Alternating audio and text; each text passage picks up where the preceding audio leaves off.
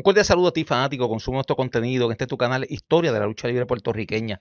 Si te gustan estos contenidos y reseñas que estamos haciendo a diario, dale like, compártelo en todas tus redes sociales para aumentar la comunidad de personas que les gusta lo que llamamos el Old School Wrestling. Y hoy tenemos un programa muy especial, ya que hemos podido reunir miembros de Corporación Star, lo que yo le diría a los OGs.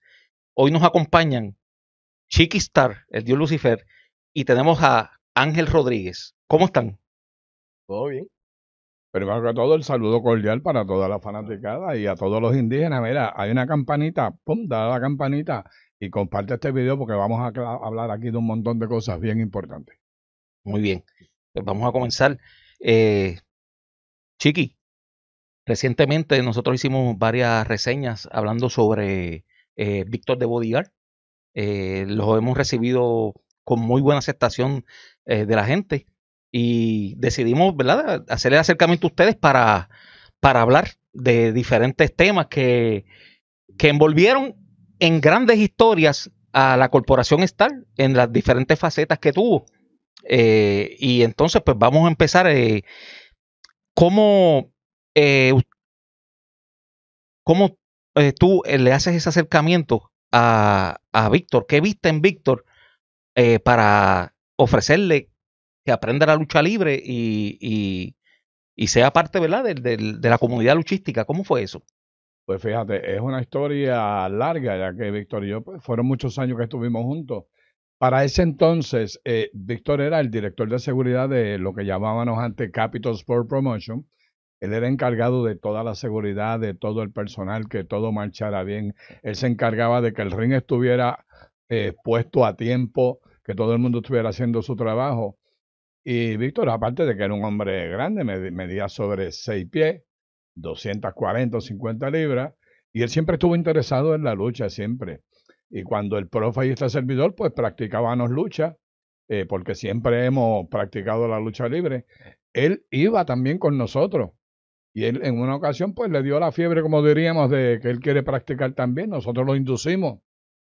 Tú ves el cuadrilátero, lo que nosotros te vamos a enseñar porque vimos un potencial en Víctor y vimos el interés que tuvo Víctor con nosotros. Lo estuvimos entrenando, lo estuvimos practicando por casi alrededor de un año aproximadamente. Le hicimos la prueba como se debe de hacer una prueba para saber que él estaba ya capacitado para ser luchador profesional. Y dio el grado, dio la talla, vamos al Departamento de Recreación y Deportes, se le saca su licencia y Víctor comienza a luchar con nosotros en Capital Sport. Recomendado por nosotros, hablamos con Jovica, con Carlos Colón, con los Booker y todas esas personas y se le dio la primera oportunidad, la cual hizo muy bien, en donde todo el mundo tuvo mucho de qué hablar de su primer encuentro profesional, porque como tenía el grado, tenía la experiencia ya, la capacidad y naturalmente los sabios consejos del profe y de este servidor, ahí es que Víctor comienza, o sea, ese fue el principio de todas las cosas buenas que le pasaron a Víctor dentro de la industria de la lucha libre y lo más importante, como yo siempre he dicho, se lo he dicho a Ángel, se lo he dicho a un montón de personas, dos cosas solamente tú tienes que hacer aquí. Escuchar y cerrar el hocico. Con eso tú vas a llegar donde tú quieras llegar y con los años te puedes convertir en una gran leyenda como lo es este servidor, como lo es Ángel, como lo es el profe, como lo son varios de los luchadores. Ángel, ¿y cómo sé que a todos ustedes les gustaba la lucha libre? ¿Cómo era antes de, ¿verdad?, de Víctor ser luchador y eso? ¿Cómo era eso en, en su casa? ¿Veían la lucha libre regularmente todos los sábados y domingos? Sí, exacto. Veía la lucha con mi papá. Y después al tiempo cuando empezó que quería trabajar, ahí fue cuando hizo el acercamiento al que tenía la seguridad, que era Aponte. Fue él, Aponte, sí, aponte. Aponte. Y ahí él empezó a trabajar ahí en las luchas. Estaba feliz porque en una parte estaba donde lo que le gustaba, estar ahí en la lucha y en la seguridad. Después empezó a quedarse como jefe de seguridad porque Aponte pues se retira Sí. y ahí es que entonces él coge la batuta de ser el jefe de seguridad en la Capital Sport Promotion. Luego pues, tío, Le entró la fiebre, fue un quería ser grupito que había que quería luchador. practicar. Sí, había un lucha grupito libre, grande. Y Chiqui y Profe se los llevaron para allá, para Vega Baja. En el Exactamente. parque allí. Y Nos ahí, lo llevamos allá a Vega Baja. A él había un grupito bastante grande, muy bueno. Y todos lo hicieron muy bien. El único que sobresalió, tengo que decirlo, fue Víctor. El único que sobresale dentro de todo ese grupo porque él quería ser luchador como fuera, tú sabes.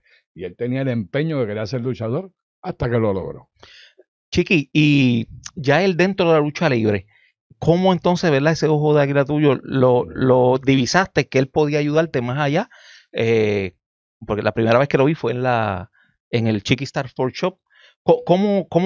¿Qué viste en él que divisaste que él puede darnos más ayuda en lo que queremos hacer? Pues es como te digo, y como siempre el profe y este servidor le decíamos, oído y el hociquito cerrado, y así era que lo hacía Víctor. Y en cada conversación que teníamos, dentro de los camerinos, fuera de los camerinos, él tenía el oído bien abierto de todo lo que se hablaba. Y es una cosa que a mí me gustaba mucho de él, porque él estaba pendiente a todo lo que estaba pasando alrededor de la industria de la lucha libre. Eso al profe y este servidor nos llamó mucho la atención, que en una ocasión hasta nos miramos y dijimos, aquí hay un buen prospecto y lo vamos a utilizar. Y fue lo que hicimos. Utilizamos a Víctor dentro de la industria. Tú sabes que lo utilizamos por muchos años dentro de lo que fue el Chiqui Star Sport Shop, donde era el bodyguard, donde él me presentaba, él siempre estaba conmigo. Y no solamente estaba conmigo, Víctor sí me cuidaba a mí. Cuidaba a este servidor, cuidaba al profe, de que nadie nos pusiera una mano encima y el que lo hiciera sabía que tenía los dientes en el piso. Y eso fue lo que nos llamó la atención de Víctor y decidimos darle esa oportunidad. Ahí, como te dije anteriormente, hablamos con Carlos, con Jovica, con los Bookers, y se le da esa oportunidad a Víctor, la cual nunca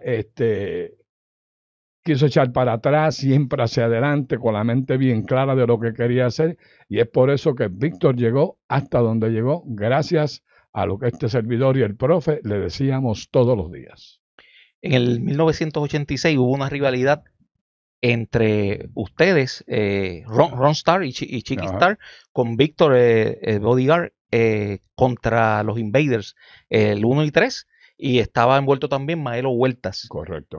Ahí fue cuando, que Dios lo tenga en la gloria, en paz descanse, don Joaquín Padín Hijo, le puso el nombre de alcahuete a Víctor. Sí. Así que todo el mundo, ¿verdad?, con Víctor con eso, porque Víctor tenía, ¿verdad?, causaba ese hit de la fanaticada y la gente pues era loca con quererlo tirarle una lata, una botella, porque así era en esos tiempos allá, Chiqui. Muchas luchas que yo vi en Cagua, con Maelo esposado, con Víctor, a veces hubo hasta un relevo australiano. ¿Cómo tú catalogas esa rivalidad y el desempeño de Víctor contigo y con Ron Star? Es como te digo, o sea, esto es sencillamente las dos cosas que yo siempre he dicho, que Víctor las hizo muy bien.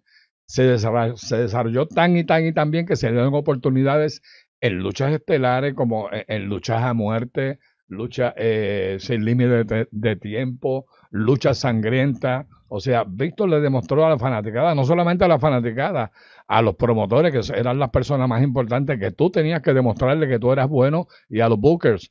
Y eso fue lo que él hizo. Y a Víctor el dolor no le importaba. Él le encantaba el dolor, porque Víctor era un tipo así recio, tú sabes. A Víctor tú lo mirabas y de mirarlo nada más te caía mal. El que no lo conocía. O sea, pero no era Víctor, un personaje, era él. Sí.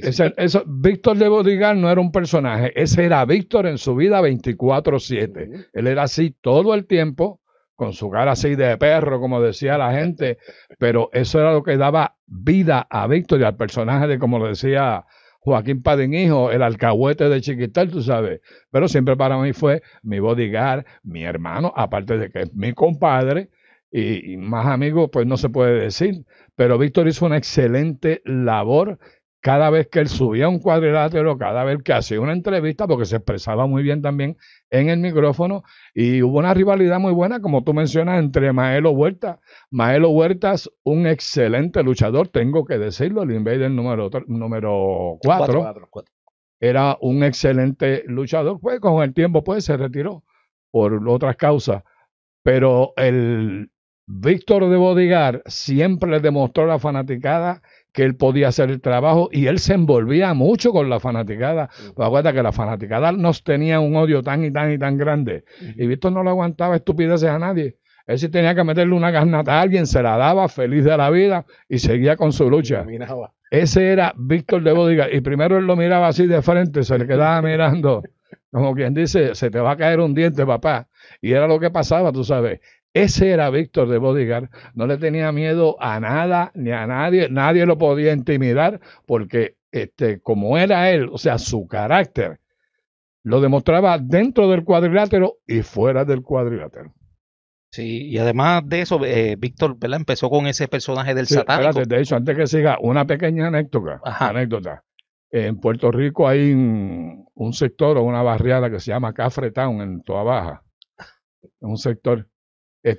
Ahí una vez nosotros pasamos por ahí, nos paramos, nos detuvimos en un puesto de gasolina y alguien le dijo algo a la esposa de Víctor. Ella se lo dice a Víctor y Víctor le dice al tipo, le dice, para que no veas que te voy a dar, mira mi mano aquí. Víctor no hizo nada más que levantar la mano aquí y con esta otra le metió un puño. Wow. Y lo tumbó al piso, lo noqueó, naturalmente hicieron una querella, vino la policía. El puñito le costó $3,000 a Víctor, pero se lo dio con ganas.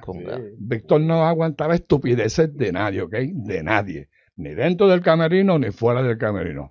Él fue uno de los que sacó a muchos luchadores americanos del camerino por estar haciendo estupideces que no debían hacer. Sí, sí. Y también le dio seguridad a muchas de esas estrellas que vinieron aquí. Oh, sí, claro que sí. No, o sea, nosotros también trabajábamos en lo que era la seguridad, la investigación, y nosotros le dimos aquí seguridad a personalidades importantes, dignatarios, a los reyes de España, el Papa cuando vino a Puerto Rico, nosotros nos encargamos de su seguridad, porque éramos las personas que estábamos capacitadas para darle seguridad a toda esta clase de personas que venían a Puerto Rico y llamaban a la compañía de nosotros, de nuestro gran amigo Miguel Portilla. Miguel, un saludo cordial. Y ahí estábamos nosotros. Y Víctor era el primero que estaba al frente. Todo el tiempo ahí y todo el tiempo, al igual nos pasaba cuando en Puerto Rico, en aquella época había muchas huelgas. Habían unas huelgas violentas en Puerto Rico. ¿A quiénes llamaban? A Víctor Chiquistar y a todos los luchadores. A todo su equipo de seguridad. Y nosotros participábamos en esas huelgas, una cosa increíble donde no teníamos compasión con nadie, había que decirlo así. Los huelguistas, un saludo para ustedes. Lo que pasa es que ya en Puerto Rico no hacen huelga como se hacían antes. No. Parece que se le olvidó cómo es que se hace una huelga y toda esta cosa, pero ni modo, el saludo cordial para todos los huelguistas que siempre estaban con nosotros peleando, nos insultaban, nos decían 500 cosas. Y Víctor, mire, ahí con su cara de perro parado. Cualquier cosa, lo que hacía era que sacaba el puño, y se lo daba el que fuera. Ese era Víctor de Bodigar. O sea, es como te digo, Víctor de Bodigar era Víctor de Bodigar 24 horas, 7 días a la semana. Ángel, cuando empezaste a trabajar en la seguridad, ¿tú empezaste a trabajar en WWC o fue en la AWF cuando Víctor y Chiqui se mudaron allá? No, en la AWF. En la AWF. Sí. Así empiezas tú entonces en la lucha libre. ¿Estabas trabajando en seguridad? Seguridad. Sí, sí. Bueno, yo siempre andaba con ellos. Andabas con ellos, claro, sí. Yo estaba para abajo. Sí. Ángel era el nene de nosotros, el que nosotros teníamos que cuidar, pero Ángel también tenía, mira, el oído bien abierto y aprendió un montón. Claro. Aprendió un montón. Estaba con los maestros, imagínate. Ángel, entonces, ¿cómo tú empiezas en la lucha libre? Que fue por medio de la seguridad, pero ahorita me estabas contando algo, me gustaría que me lo dijeras para que el público, ¿verdad?, lo escuche. ¿Cómo fue eso? Pues fue, como te dije, cuando un tiempo que Chiqui se fue de Capitol y Víctor cambia a Babyface, a los técnicos. Pues Víctor está en una riña con Rico Suave y él estaba sangrando. Y yo me le pegaba, y estaba para ese tiempo en la seguridad, pues me le pego para saber si él está bien, como quiere. Y yo, ¿estás bien? Y él, sí. Y continuamos. Había un muchacho que nos conocía y sabía que nosotros éramos hermanos. Y el muchacho al final de la cartera me dice, yo decía que tú te ibas a meter, y yo me le eché a reír. Nos fuimos de la cancha y pues por el camino estábamos dando una cervecita y yo se lo cuento a Víctor y Víctor se echa a reír y dice, eso no es mala idea. Yo vengo y le digo, mamalón. Y al otro día, pues él habla con Carlos, se lo cuenta y después Carlos dijo, no, yo tengo unas cosas planeadas y mira para atrás y dijo, esto es lo que hay, vamos a usar a Ángel. Y dijo, que mucho tenía pensado. Pero No, y era así, era así. En esta industria las cosas surgen así de momento, tú sabes.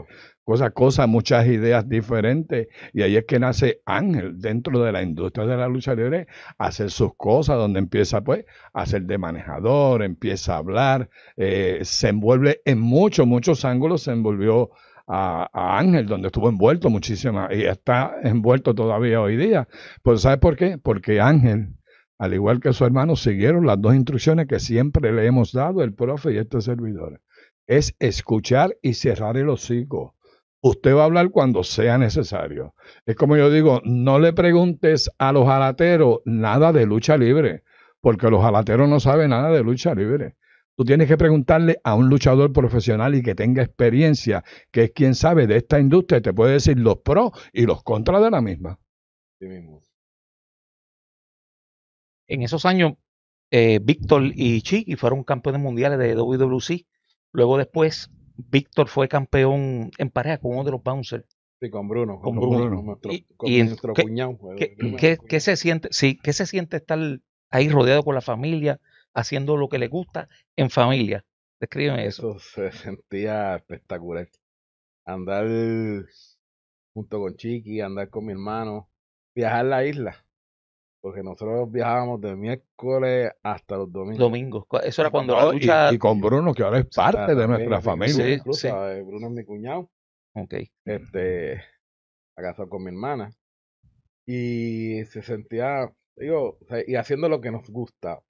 Eso es así. Viajando, ir a las luchas, relajarle en el camerino. A la hora de trabajar, se trabajaba, se hacía las cosas como se tenían que hacer. Y volvíamos otra vez, relajo por el camino. Y era lo mejor. Sí, Y es lo mejor, ¿sabes? Porque todavía pues, estamos aquí. Prácticamente estaban más tiempo con tus compañeros, con tus hermanos. Desde miércoles o domingo ya eso no se ve. Hay muchos luchadores ahora mismo que no saben lo que es trabajar el negocio así, de miércoles a domingo, No, 5 días. Yo no, veo a los muchachos lamentablemente, ahora, ¿verdad? Fíjate, que se quejan a veces de que, yo no tengo tiempo. Sí. No, este día yo no voy a poder. O sea, ahora se lucha una vez al mes. Y yo digo, antes nosotros teníamos que estar de miércoles a domingo. Y en la semana, lunes o martes, había que estar en el estudio grabando entrevistas. Y si no estábamos en el estudio grabando, estábamos en las islas luchando lunes y martes. O sea, nosotros 7 días a la semana y lo teníamos que compaginar con nuestros trabajos, porque también trabajábamos. Por ejemplo, hubo una época donde Víctor y yo y otros luchadores trabajábamos era un negocio que había en San Juan, que donde trabajaban muchachas que eran pobres porque tenían poca ropa, tú sabes. Ese negocio se llamaba el Black Angus. Ya eso no existe en Puerto Rico. Pues nosotros estuvimos ahí trabajando por más de 10 años, dándole seguridad a todo ese personal. Más de ahí salíamos, había que hacer entrevistas, teníamos que ir a luchar, había que coger un avión para las islas, virar. O sea, era 7 días a la semana, 24 horas trabajando relativamente. O si no, cuando había un conflicto obrero patronal, que también estábamos envueltos.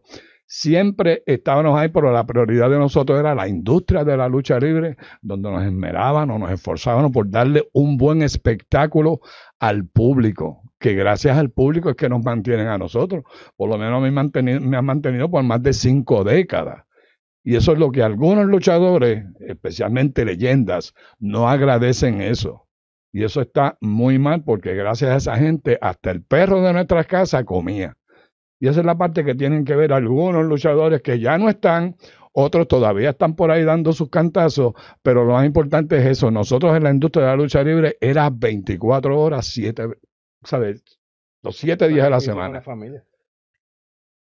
Ustedes fueron parte de la facción de la familia del Milenio, que era, te diría que era lo más pegado que tenía Capitol Sport Promotion en esos tiempos de WWC. Y entonces ahí estaba Rey González, estaban ustedes dos, estaba Víctor, estaba Dodge Mantel.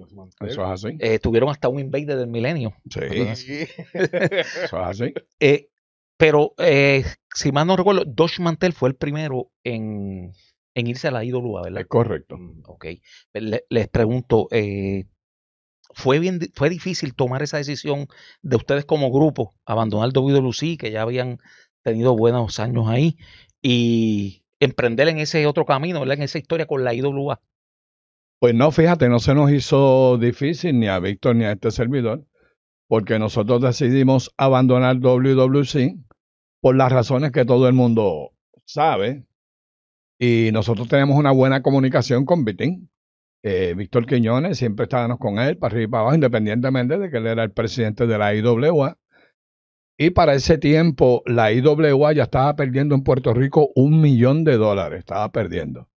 Y Vitín nos habla a nosotros y nos dice que le gustaría que nosotros estuviéramos con él en su empresa. Le dijimos, déjame pensarlo, vamos a ver qué hacemos. En una semana te decimos. Dialogamos, Víctor y yo, hasta Ángel estuvo con nosotros. Y decidimos, Víctor y yo y Ángel, los tres, tomamos la decisión de que sí, nos vamos para la IWA. Hablamos con Carlos Colón, le decimos, mira, esto es lo que hay, nos vamos para otra empresa, tú sabes. Hay mejores oportunidades, nos vamos para allá. A él no le gustó mucho la idea, naturalmente. Pero nosotros, pues, tuvimos toda esa semana planificando qué íbamos a hacer para nuestra entrada a la IWA, que es donde nosotros entramos. Me acuerdo que Ángel, este servidor y Víctor entramos, estaba luchando, creo que Shane, Apolo, Ricky Bandera, estaban en el cuadrilátero. Ahí es que nosotros entramos a la cancha de sorpresa, sin invitación, subimos al ring, los madreamos a los tres, los dejamos llenos en sangre. Por ahí mismo nos bajamos del cuadrilátero y nos vamos en el vehículo. Hasta ahí quedó. De esa semana en adelante, Víctor Quiñones y la IWA no perdió un solo centavo, porque ahí las casas empezaron a estar llenas, pero llenas, una cosa increíble. Ustedes son testigos de toda la asistencia que asistía a la IWA, y nosotros le dimos mucho valor a esa empresa y mucha seriedad, haciendo un montón de cosas que nadie, yo diría, que se atrevía a hacer, y nosotros la hicimos. Por eso es que la IWA siguió subiendo. Naturalmente, no solamente nosotros, con el equipo de trabajo, porque teníamos una organización. Estábamos nosotros ahí en lo que es la mesa directiva, lo que vamos a hacer y lo que no se va a hacer, y ahí se hacía todo. Y de ese momento en adelante, la IWA subió tanto y tanto que en un momento Carlos Colón me lo dijo a mí: si la IWA continúa como va, la Capitol desaparece en 6 meses. Eso me lo dijo Carlos Colón a mí. Yo también, ¿verdad? Tengo una anécdota que contarte, Chiqui. Yo hice un programa sobre el legado de Víctor Quiñones en la lucha libre, tanto puertorriqueña como internacional. Sí. Y siempre cuento una historia que cuando daban esas luchas, los TV tapings en Carolina, y yo recuerdo que tú tuviste un encuentro y saliste bien maltrecho, bien sangrando, te estaban llevando, y había un muchacho que quería tomarte una foto a ti sangrando. Y Víctor Quiñones agarró la cámara del muchacho, te tomó 2 fotos, Sí. te paró ahí 2 fotos, le dio la cámara y ustedes siguieron. Exacto. Y esa era también la calidad Vitín era excelente profesional. Era tan bueno y tan bueno que nosotros decidimos incluir a Vitín en algunos ángulos de la empresa. Vitín era el que llegaba, para los efectos, siempre borracho. Siempre estaba borracho con una cerveza en la mano. Y cuando él veía algo que no le gustaba en el ring, allá salía del camerino con la cerveza en la mano y con el famoso hello. Ya todos los fanáticos lo sabían y todo el mundo a la misma vez decían hello. Y Vitín se convirtió en parte de toda esa fanaticada que lo querían un montón. A Vitín toda la fanaticada lo quería. Y es que Vitín le daba como esa pimienta, ese sabor picante, diríamos. Cuando él entraba, que la gente decía, entró Vitín, aquí va a pasar algo. Y era lo que hacíamos. Lo incluimos en parte de cada uno de los ángulos que se hacía en la lucha libre en la IWA. Él era parte porque hacía las cosas muy bien. Hay un video también que ustedes salen del trailer, del remoto de la IWA. Exacto. También iban a atacar estaban los boricuas atacando a Sabio y esperaban que ustedes también. Ajá. Y ustedes vienen entonces y arremeten a sillazos también a Miguelito, a Huracán. Y de ahí surge esa rivalidad que el 28 de abril del año 2000, ese evento que traen a La Roca a los Dudley Boys, a Kane, a Puerto Ajá. Rico, en Ponce, en Paquito Montaner, ustedes conquistan los campeonatos Es correcto. mundiales de la IWA. Por primera vez. ¿Cómo te sentiste, Ángel, con toda esa gente ahí No. apoyando? Me sentí espectacular, ¿sabes? Ver porque era como que dice, el primer show grande de la IWA. O sea, ahí estaba, pues, se esperaba, pues, gente, pero no esa capacidad tan grande como se llena, no sé, pues, Oh, sí. completo, todos los bleachers arriba, el ringside, todo. Y cuando Víctor y Chiqui ganaron, pues, la primera vez, todo el mundo empezó a brincar y a saltar, ¿sabes? Se sentía esa vibra tan chévere, man, que fue algo espectacular, de verdad. Y es bueno, una anécdota de ese día específicamente, pues Víctor y yo, y nosotros llegamos en un helicóptero. Llegamos en un helicóptero y todos los fanáticos pensaban que quien llegó fue La Roca en el helicóptero, tú Llegaron las sabes. estrellas de aquí, ¿no? Exacto. Llegaron las verdaderas estrellas. Y llegamos nosotros, ese estadio lleno, pero lleno a capacidad, ringside, una cosa increíble. La seguridad, vino chévere, se estacionó Miguel Portilla con su helicóptero. Nosotros nos bajamos, cuando nosotros nos bajamos, que la gente ve que somos nosotros, aquello se quería caer. Una cosa increíble, o sea, porque es que nosotros siendo rudos, aunque éramos rudos, la gente nos quería también a nosotros, la gente le agradaba cómo nosotros hacíamos las luchas, porque es que se hacía una historia que no se están haciendo ahora, lamentablemente. Era una historia semanal, donde tú ibas así, escalón tras escalón tras escalón, hasta que llegaba el Big Show, que es lo que se hacía antes. Lo que siempre nosotros pues coordinábamos, se va a hacer esto, se va a hacer lo otro, y seguíamos hacia adelante. Por esa noche fue una noche muy espectacular, tanto para la fanaticada, La Roca se quedó impresionada, decía, wow, Chiqui, tanta gente aquí, y pues, para que tú veas. Y él decía, pero no vinieron por mí, porque yo vengo por un día. Ellos vienen por ustedes que están aquí toda la semana, por ustedes que vienen ellos. Aquí yo solamente soy una atracción de un día. Eso nos lo dijo La Roca a nosotros, y es la realidad, porque nosotros aquí desayunábamos, almorzábamos y comíamos lucha libre profesional, y eso la gente lo sabía, y nosotros interactuábamos con el público, dialogábamos, hacíamos de todo, aunque éramos los rudos más HP que habíamos. Para los indígenas que no entienden lo que es HP, que ya tienen la mente podrida, es happy person, ¿ok? Porque ya están pensando que es otra cosa. Sí, no, porque hay que educar también a los indígenas, porque no saben. O sea, así somos. Chiqui, y trabajaron con talentos que estaban empezando, jóvenes. Ustedes tuvieron una rivalidad con Apolo y Ricky Banderas. Eso es correcto. Tuvimos una rivalidad violenta, Apolo y Ricky Banderas. Excelentes luchadores, excelentes trabajadores. Hasta el día de hoy se encuentran muy bien, siguen en la actividad de la lucha libre profesional. Ya Ricky Bandera pues nos abandonó, no nos quiere, lleva como 20 años en México, está haciendo una vida excelente, una carrera profesional excelente, no solamente en México, en los Estados Unidos y en el mundo entero, que está viajando representando a nuestra isla, a quien considero uno de mis hijos, al igual que el Apolo. Y son excelentes muchachos que también, ¿qué es lo que nos está pasando hoy día? Como te digo, no abren el oído ni cierran el hocico, lo hacen al revés, cierran el oído y abren la boca a decir estupideces. Por eso es que no pueden llegar donde hemos llegado nosotros, y eso les molesta a ellos, y ahí es que empiezan a decir que nosotros somos momias, que somos esto, que somos lo otro, pero no. Somos gloriosos. Así somos gloriosos sobre todo.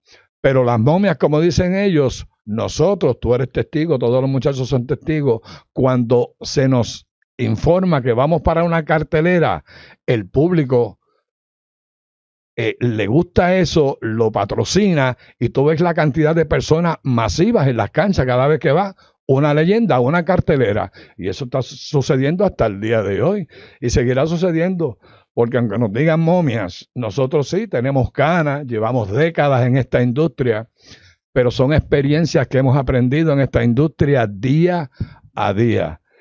Y la gente dirá, ¿por qué dice tanto industria? Porque esto no es un deporte, esto es una industria. La madre el que diga que la lucha libre es un deporte, ¿ok? Esto es una industria, un trabajo y un entretenimiento que nosotros nos esforzamos, nos esgajamos los pellejos, sangramos como puerco para que tú que eres el fanático vayas, goces, disfrutes y pases una noche maravillosa. Tan sencillo como eso. Chiqui, el último trimestre del año 2000 y el año 2001 fue un año que la IWA despuntó. gracias también en parte a historias que ustedes estuvieron envueltos. Vimos el despunte.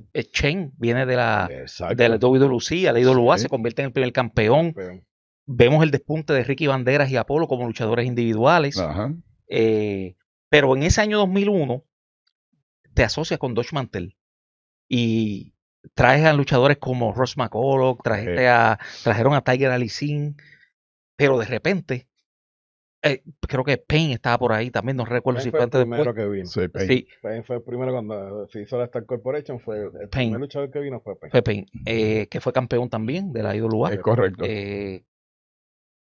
Entonces, tienes esa situación con Dutch Mantel y entonces es que se le da un tipo de protagonismo a Ricky Banderas, porque ustedes, yo siempre he dicho que ustedes tuvieron una relación, Víctor Chiqui y Ricky Banderas, una relación de amor y odio. Ustedes lo hicieron, él era el patriota y después fue el Mesías. Eso y siempre iba con esa bandera de Star Corporation, pero hubo ciertos problemas que tuvieron ustedes con Ricky, pero en una ocasión, cuando Ricky en un momento abandona la IWA, la historia, él un día sale, vuelve otra vez cuando ustedes están teniendo ese problema con Dutch Mantel y con esto, porque ellos querían quitarle a ustedes Star Corporation.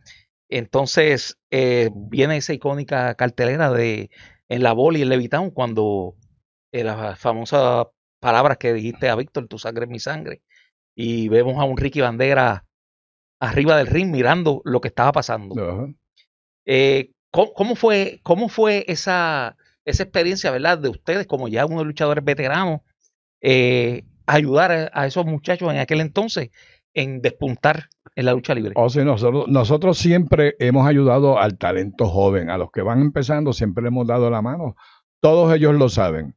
Y eso que tú dices, esa historia que es muy cierta, y es que esa historia se trabajó bien trabajada, o sea, el departamento creativo donde estábamos todos envueltos, hicimos esa historia que tardó varios meses en concretarse completamente, donde le estábamos dando más énfasis a Ricky Bandera, que era el patriota que venía con la bandera de Star Corporation, y dándole las gracias a todos los chiquistarianos que ya existían ahí, ese grupo fantástico que hoy día todavía existe.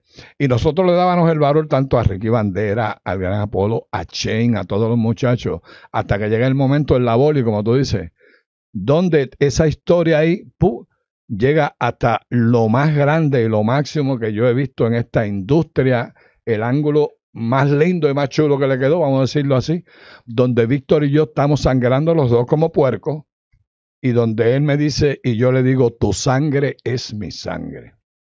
Eso a mí me gustó mucho, me conmovió. Lloramos los dos como dos niños, pero no solamente nosotros dos. Cuando miramos alrededor de toda la cancha, todos los fanáticos estaban llorando, ¿ok?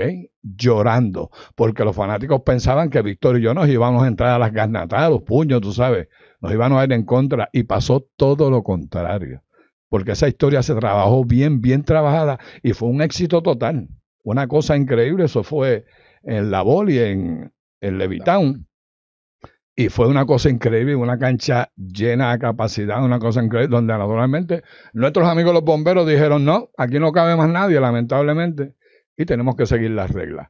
Pero fue un angulazo lo que se hizo ahí, una historia bien trabajada por meses, hasta que llegó el día del final, como teníamos, donde Víctor y yo nos damos ese abrazo y las famosas palabras de tu sangre es mi sangre. Ángel, dame una opinión. Dame una opinión sobre eso, que tú estabas ahí. Sí, él estaba ahí, sí, claro que sí. Estaba ahí, pero estaba en el camerino. Bueno. Sí. ¿Estabas en el camerino? Sí, porque en esa historia yo era el que iba a hacer todo. Cierto es. Toda la historia. Estaba envuelta Habana, estaba el faraón Saruk, sí. Cierto. Pero cuando después yo lo vi, se me salieron las lágrimas. Porque yo sé la verdad que ellos dos tenían Mano y Chiqui, y verlo ahí cuando dos se empiezan con la sangre, y tu sangre es mi sangre. O sea, ahí, como dicen Chiqui, nadie pudo aguantar. Todos lloraron, mira, de cámara. No solamente, hasta la policía de Puerto Rico que estaba allí, los agentes, los muchachos, a ellos se les salieron las lágrimas también. O sea que fue una historia tan y tan y tan bien hecha que le llegó al corazón a todo el mundo. Y al día de hoy es la historia que más recuerda a la gente, para que tú veas. Sí, sí. Una cosa increíble. Les pregunto, yo sé que verdad que ustedes son unos profesionales, pero a veces tarda en asimilar, por ejemplo, cuando ustedes están en una historia juntos, pero después los separan y van a estar uno contra el otro. ¿Se sienten diferentes en algún momento de la historia? Contra nosotros que estuvimos siempre juntos, ahora estamos en contra. No, yo te diría, en mi caso, yo te diría que no, porque eso es parte de nuestro trabajo. Ya nosotros tenemos una mentalidad que sabemos lo que vamos a hacer, cuándo lo tenemos que hacer, cuando hay un cambio drástico así de rudo a técnico, por poner un ejemplo, o de que yo me viera en contra de Víctor. Ya estamos preparados mentalmente para todo eso. Lo que queremos es darle un buen espectáculo a la fanaticada y hacer una buena historia. Que el departamento creativo haga una buena historia que nos las compre toda la fanaticada y que toda esa gente vaya a las canchas, a los estadios, a los parques, para que vean el producto final y queden complacidos.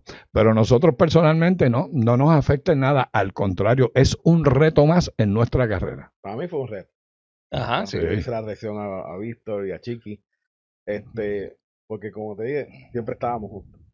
Y nosotros protegemos este negocio como sea. Eso es así. Y entonces, yo siempre andaba con Víctor para arriba y para abajo.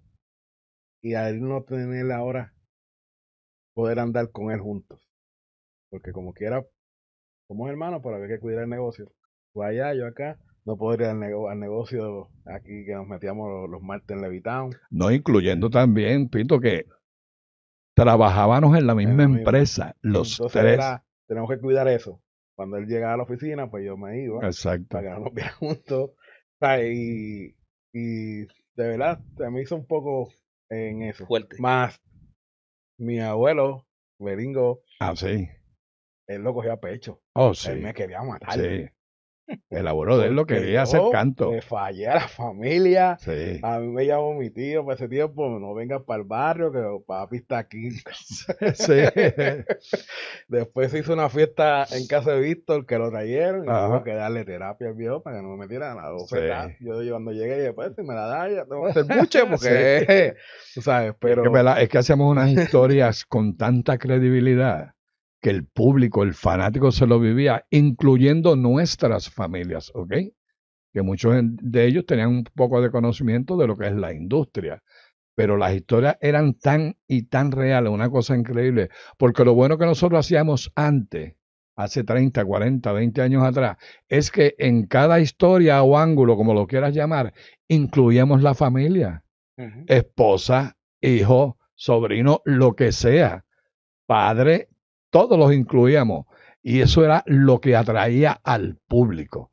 Porque el público decía, caramba, pero ¿cómo este señor le va a dar a la esposa de fulano o al hijo de fulano? Y ahí pues se hacía una historia, el departamento creativo, seguíamos inventando para mantener las casas y los estadios, las canchas, todo lleno. Y era lo que se hacía para ese tiempo. Sí. Mencionaste unas palabras bien, bien importantes y es que dijiste que estaban preparados para los cambios drásticos. En el año 2001, que para mí ese fue uno de los mejores años excelente de la IWA, vemos como poco a poco estuvieron trabajando en el personaje de Ricky Bandera. Ricky Bandera tuvo encuentros con ex WWE como Justin Credible. Tuvo el problema que no podía usar la silla porque los iban a multar a ustedes. Correcto. Tuvo una lucha con Víctor en pareja contra Ross McCullough y Tiger Addison. You name it. Pero hubo un momento que en el evento, si no me equivoco, de Christmas in PR, cuando Tommy Dreamer se enfrenta a Ricky Bandera utiliza la silla, Sabio lo quiere seguir multando, ustedes entran, Ricky se pone balístico y entonces ahí es que vemos el cambio que ustedes dieron y traicionan a Ricky Bandera. Sabio hace lo propio con Shane y entonces ustedes se convierten como la corporación Star y la seguridad personal de Sabio Vega. Eso es así. Que entonces empieza el año 2002, caliente, ese evento de histeria boricua, duro. Ustedes empiezan esa rivalidad con los hermanos en dolor. Háblanos un poco de eso. Sí, como tú dices, pero todo esto se debe a la creatividad. Todo lo que hacíamos en la oficina, semana tras semana, la historia, para que la historia continuara, se hacía así, de esa manera, donde Ricky Bandera no podía usar su silla porque iba a ser multado si la usaba, hasta que llega el momento que está con Tommy Dreamer y él viene para y usa la silla. Ahí es que nos metemos nosotros, estamos con Ricky Bandera, entra Sabio Vego, como tú dices, ahí es que nosotros le caemos arriba a Ricky Bandera, Sabio hace lo mismo con Shane, y es que sale, nosotros estamos ahí como Star Corporation representando a nuestra organización. Sabio se une, entonces ahí es que viene lo que tú dices, los hermanos en dolor, que fue una cosa apoteósica, una creación excelente del departamento creativo de la compañía, y es que le dábamos al público lo que el público quería. O sea, eran unos cambios drásticos. La gente no se esperaba que iba a pasar eso, pero pasó. Y eso pasó porque de ahí en adelante íbamos a continuar otras historias para seguir atrayendo a ese público a los diferentes parques y canchas para que apoyaran a la compañía, en este caso la IWA. Otras compañías pues hacían lo mismo, tenían su modo de hacer su programa, de efectuarlo, pero la IWA trabajábamos con mucha conciencia, pensábamos mucho lo que se iba a hacer, nos reuníamos siempre, vamos a hacer esto aquí, aquí, aquí, aquí, para que el público quede satisfecho. Y es lo que hicimos esa noche. No puedes usar la silla, lamentablemente, la usaste, estás multado, ahí llegamos nosotros, seguimos hablando, hacemos el angulazo de que lo liquidamos al pobre Ricky Bandera, le caemos arriba, Sabio Vega hace lo propio con Shane, y es ahí donde nace lo que tú dices, los hermanos en dolor. Ángel, refrescame la memoria. Entonces, ¿qué rol estabas tú en ese momento? Estabas manejando, ¿verdad? Sí, yo Sí, es manejaba correcto. a Saru, porque entonces cuando yo hago la traición a Chiqui y a Víctor, se hace la segunda corporación, que ahí era la corporación Exacto. de Ángel Rodríguez. Ujú. Pero cuando después ya Chiqui y Víctor ya regresan, pues ellos seguían con la corporación Star y yo seguía con el grupo acá aparte. Y aunque estábamos juntos de rudos, pero o sea, eran dos organizaciones totalmente Individuales. individuales. Y cuando ellos hacen lo de juntarse con Sabio, que es lo que, para juntar entonces a Chen y Ricky, Y para que hagan Ricky, lo de sí. los manos del dolor, pues estábamos en esa. O sea, nosotros estábamos ahí para apoyar. Si pasaba algo, pues entonces el grupo entraba. Pero todo ocurrió como era y como tacho, eso de ángulo quedó tremendo, tremendo. Perfect. Yo, como si esto fuera poco, Rey González abandona WWE Ujú. y adquiere ese personaje del Rey Phoenix Ajá. en la IWA, ese evento de el golpe de Estado Ujú. 2002, que con esa lluvia y esa Sí. lucha, lo que se denominó la lucha del siglo, un buen evento. Luego pasó, si no me equivoco, Chiqui, me refresca la memoria, que esa lucha, ustedes iban a tener una lucha, Víctor iba a tener una lucha con otro luchador para dictaminar si tú te quedabas o no, ¿verdad? Así fue. Es Y correcto. por el tiempo y por el mal tiempo eso, esa No lucha se hizo. no No se se, puso a no se llevar a llevó a cabo, cabo. pero se llevó a cabo luego. Después, en Sí, otra luego cancha, se que ahora llevó no a me acuerdo cabo. en cuál, pero Pero sí, se en llevó. esa lucha que se supone que fuera, no se llevó a No sé. cabo. Y sí, luego, más tarde, se lleva a cabo esa lucha donde Víctor va a luchar con otro luchador, no me acuerdo ahora quién era. Y si Víctor perdía, yo me tenía que retirar Yo de me la tenía que ir. IWA. Ujú. Ahí pues se hace esa historia, es donde pues yo tengo otros compromisos que tengo que cumplir, es donde Víctor pierde la lucha y yo salgo de la IWA.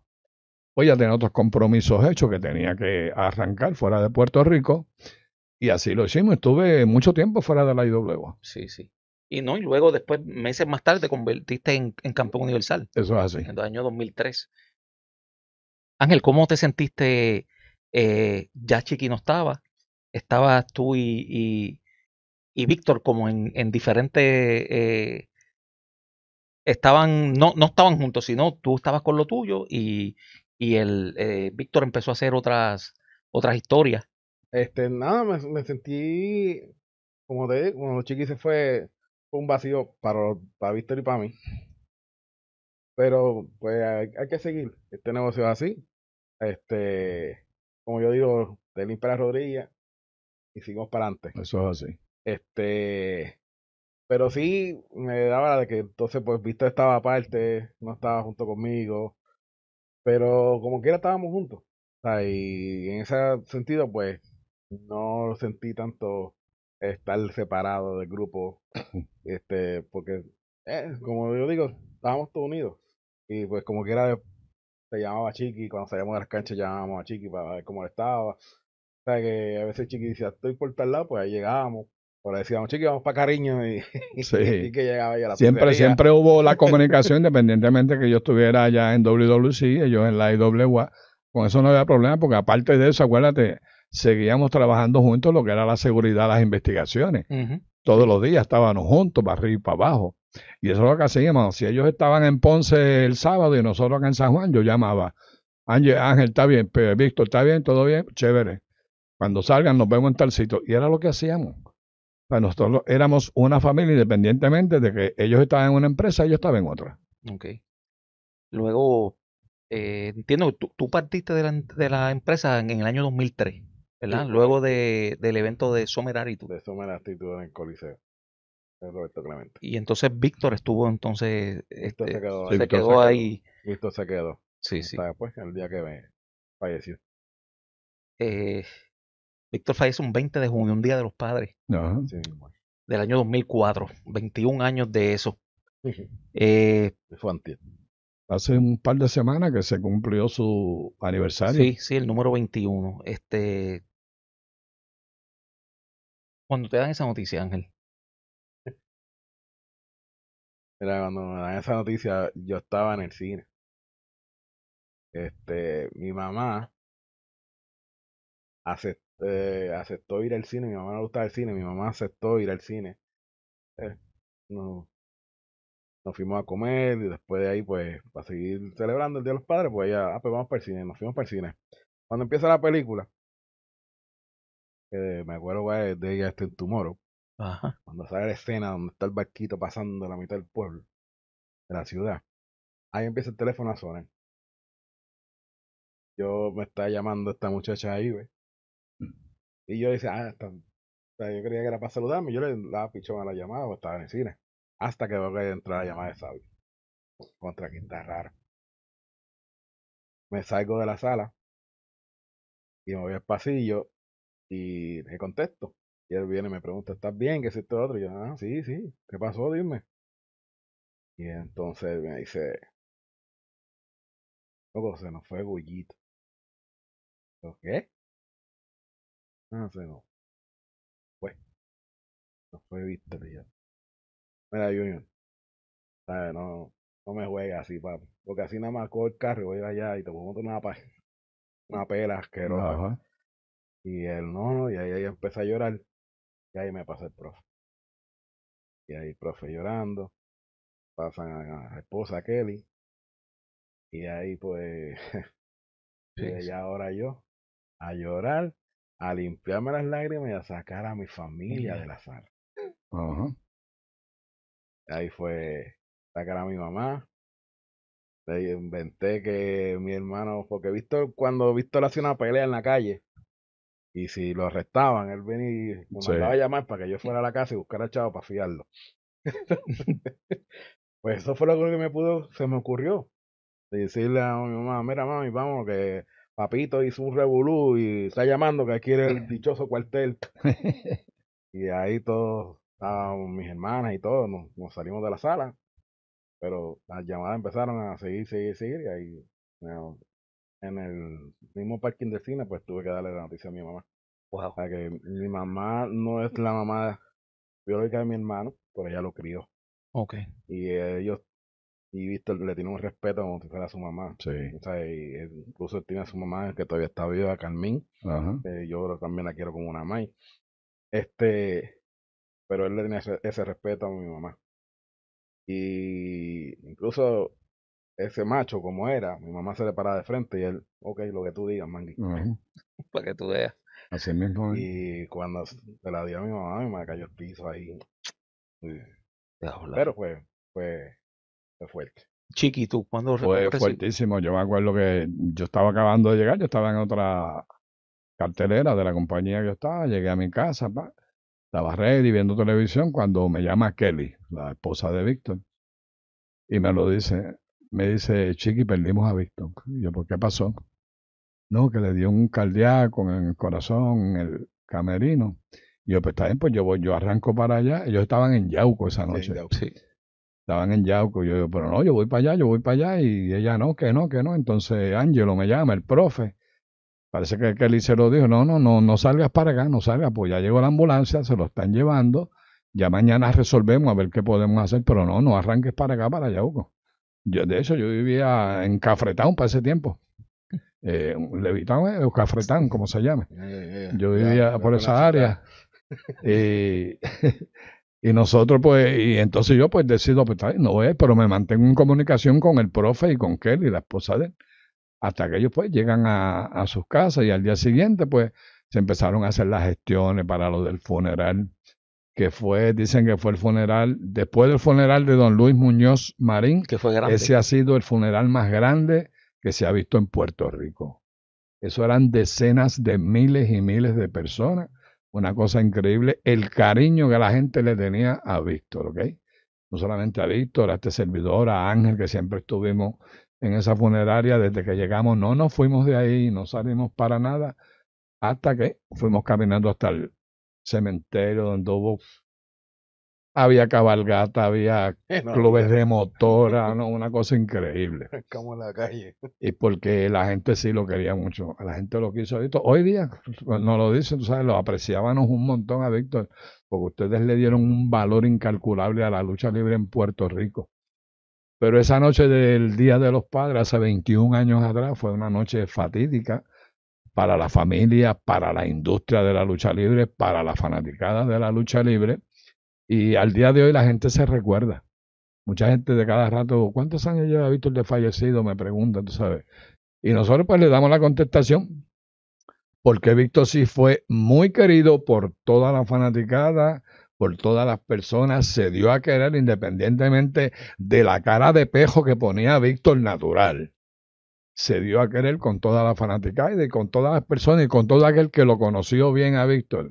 Víctor era un ser inigualable. No, y que cuando estábamos en la calle, si alguien le pedía una foto, Sí. él se paraba y te tiraba la foto con los nenes que fueran. O sea, Exacto. él no tenía eso de que no. O sea, así estuviéramos por ahí, pasadía familiar, la gente una foto, vamos para la Y es foto. que es así, vamos por la calle, él veía un deambulante, sacaba 2 o 3 también. pesos. Toma Guillo, le decía Guillo a todo el mundo. Sí, Guillo. Toma Guillo para comida, no empieza a meterte porquería. Así mismo le decía. Pero él ayudaba a mucha gente, sin ningún interés. Ese era Víctor de Bodyguard, el que siempre vamos a recordar de esa manera, nosotros, los que sí en realidad somos su familia y lo conocimos.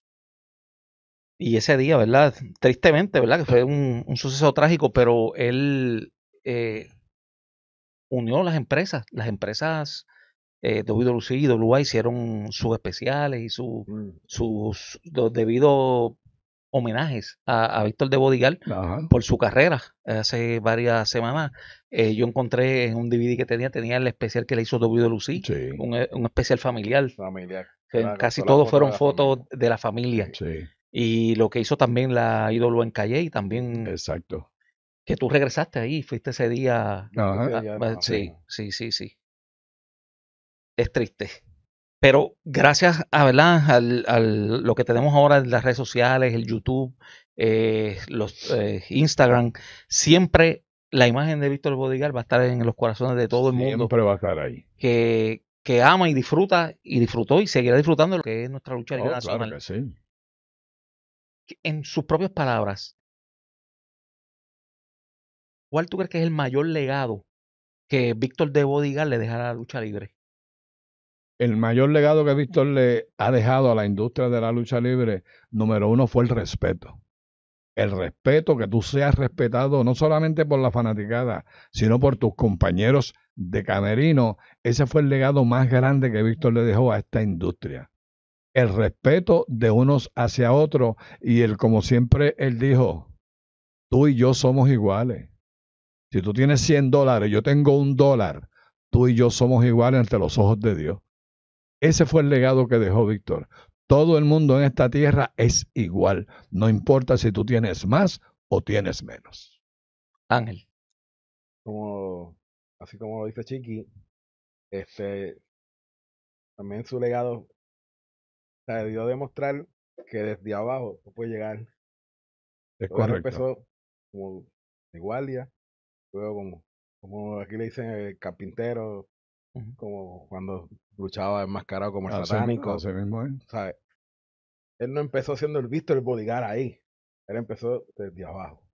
Y ahí siguió perseverando, hasta que llegó al top, arriba, donde está, para nosotros, donde está todavía. Eso Y es donde así. seguirá estando, siendo el número 1 para nosotros. Sí. Todavía yo recuerdo esas patas voladoras que el hombre daba, ¿verdad? Él Sí, estaba como en sí. 250 Sí. y las Y lo bien metía que se elevaba. en la cara. Wow. Así mismo es. Y los puños, daban unos puños que Sí, sí, sí. Bonito. ahí no había nada, Bonito. que no, chambeando. No. Los puños van porque van. Igual que las Eso. pescosadas van porque van. Entonces no tenía remedio. Si tú Sí. me das, nos vamos a dar. Sí, sí, sí. Caramba, Chiqui, Víctor, Chiqui y Ángel, Ángel, perdona. tranquilo, no hay guay. Estamos bien contentos de que hayan venido aquí y poder hablar de esas cosas que a veces, aunque duelen, pero son bien recordadas porque recordamos con mucha alegría esos años que estuvo Víctor en la lucha libre. Ujú. Siempre nuestro pésame, siempre le hablamos a la familia de Víctor, a sus hijos, Noel, Manuel, Víctor, Manuel, los demás, y toda la familia. Siempre el legado de Víctor de Bodyguard y todas videos, fotos que tengamos, siempre vamos a estar compartiéndolo porque nosotros entendemos que él ha sido uno de los grandes de esta industria de la lucha libre puertorriqueña. ¿Algo más que añadir? No, gracias a ti, Javier. Gracias a todos los que trabajan aquí en el museo por este homenaje. Gracias por el video anterior que, como te dije hace poco, un tío Noel Sí. me llamó para que aquí lo digo ahora frente a las cámaras, para darte las gracias por el homenaje que le había hecho el video que hiciste semanas atrás para cuando su fecha. Gracias. Y de parte de la familia, gracias. Gracias. No, gracias a ustedes. Gracias a ustedes por siempre decir que sí, ¿verdad? Nuestras cosas. Eso es así. Y antes de que siga, tío Noel era el hombre, tío de Víctor y de Ángel, que siempre estaba con nosotros en todas las carteleras, para arriba y para abajo. Y ese era el que también se paraba de frente, si había que dar una trompa, él la daba. Así que nada, sin nada más que decir, gracias Javier, gracias a el Museo de Historia de la Lucha Libre, a todos los muchachos, directores, todo el equipo técnico. Gracias por esta invitación. Que no sea la última vez que nos invite, estamos dispuestos para venir porque tienes un programa serio que educa a la fanaticada, que la fanaticada se entera de muchas cosas que no sabían de la lucha libre profesional. Y aquí en el Museo de Historia de la Lucha Libre, por eso se llama así, le llevamos esa historia a toda la fanaticada para que se enteren de las cosas que pasaron hace 30, 40, 20 años atrás. Aquí se van a enterar. Así que gracias nuevamente a ti, gracias a todos. Y lo más importante, ustedes la fanaticada, no dejen de vernos porque estamos aquí hoy y mañana volvemos. Así mismo. Ya ustedes vieron fanaticada de la lucha libre, miembros de Star Corporation, Ángel y el dios Lucifer de la lucha libre, Chiqui Star. Suscríbase a este su canal Historia de la Lucha Libre Puertorriqueña y comparta todo este contenido histórico audiovisual a través de sus redes sociales. También estamos en Facebook como Museo de Historia de la Lucha Libre Puertorriqueña y estamos en Instagram como Historia de la Lucha Libre _PR. Este es su amigo Javier, estas dos leyendas que nos engalanan hoy, Chiqui Star y Ángel. Tenemos a John Rivera y a Abdiel Rivera en las cámaras y a el Kraken, Giovanni Rodríguez en los controles, que les decimos hasta un próximo contenido.